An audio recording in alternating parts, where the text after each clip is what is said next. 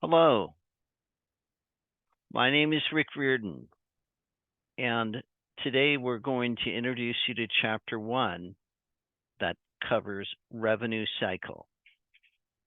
Let's have a look at the revenue cycle. Okay, Chapter 1, of course, covers healthcare reimbursement and revenue cycle. We'll look at social insurance. We'll talk about different types of national health insurance that's been in the news a lot, single payer, private health insurance, different healthcare delivery models. We'll talk about U.S. healthcare and look at it from the business aspect. In other words, more of a business model. We'll define health insurance and talk about health insurance and employment. Here in the U.S., again, this is a major piece of the health insurance landscape that we don't have in other countries like the United Kingdom and what have you. We'll talk about revenue integrity and talk about three different components of the revenue cycle. And of course, the reasons we should learn it: assist patients and ensure accurate revenue. And the biggest thing that I think people find with health insurance and the revenue cycle is the terminology. Your text has these very easily laid out, so I think it'll be useful in that regard. Some key terms you should be familiar with, and a lot of these will already make sense to you. Reimbursement, in other words, paying somebody for a good or a service like any other business. So compensation or payment for healthcare services. You go and get a lab, there's a fee. Somebody has to pay for the lab. Revenue cycle is the cycle of task and activity that produces reimbursement. So in a healthcare setting, it starts with the patient being registered and getting a health plan number, an insurance number, a guarantor number, what have you, and then being authorized to receive services, those services being rendered, coded, and then a bill being dropped, and then accounts receivable. We'll talk more about that later in the course, but that whole cycle of activities is what covers the revenue cycle. And of course, revenue cycle management is basically the administrative oversight of all these different functions that start with registration, providing services, capturing those services, billing the patient or their insurance company, and then collecting that reimbursement. There are several different models of healthcare insurance, and this kind of goes back to the Bismarck model. Bismarck expected people to live a certain length of time in Germany, so he was very into these types of social insurance programs. And it kind of provided the framework that we still see touched upon today. So universal health care, in other words, its coverage for benefits is defined by the government. Think of it as the government oversight of health insurance. This is a little bit different than the national insurance model, the Beveridge model. Beveridge, not beverage. In other words, in this model, the government owns the clinics, the hospitals, and pays the doctors a salary and the other healthcare personnel a salary, regardless of how many patients they see, how many patients are admitted.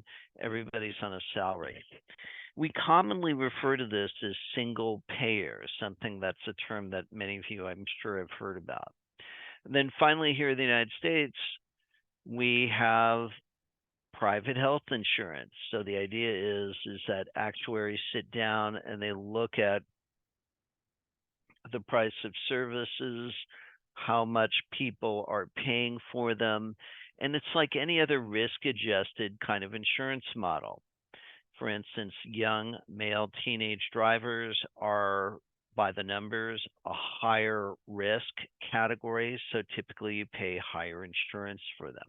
And that model is similar when it comes to healthcare.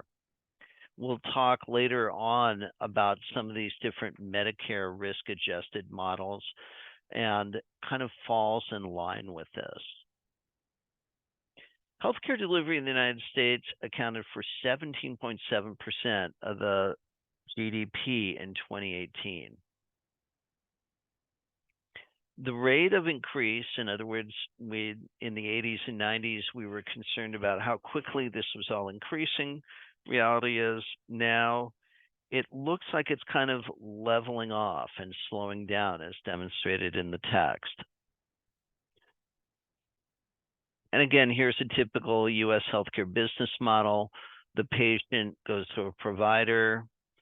The provider bills a third-party payer or an insurance company, if you will.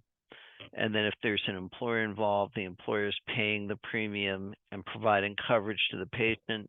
And then the patient has to pay any deductibles or copays, just like we learned about in the 160 class. And in a lot of ways, this is kind of similar in some ways to shopping at Albertsons or Safeway, what have you. The grocer buys from a supplier. The consumer selects items to buy, put in the shopping cart, and then the consumer pays the grocer and gets the purchase kind of thing. Pretty straightforward.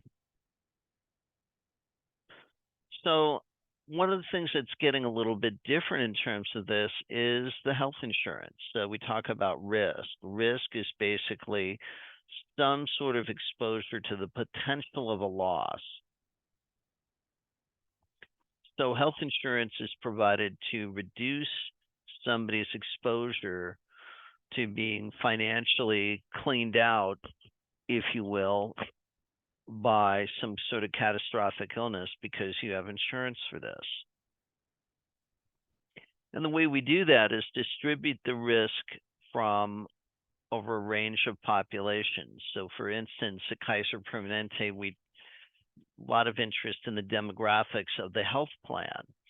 So how many younger, relatively healthy people are coming into the health plan because they're charged a certain amount of health plan dues, or their employer is, and then that covers the people that are more resource intensive, who typically are Medicare patients.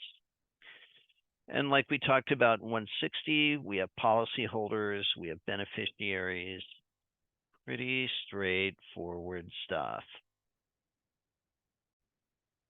And that's all I have for you right now. Our next video lecture in Chapter 1 will talk about some of the historical perspectives and how they affect healthcare reimbursement today. We'll see you then. Bye now.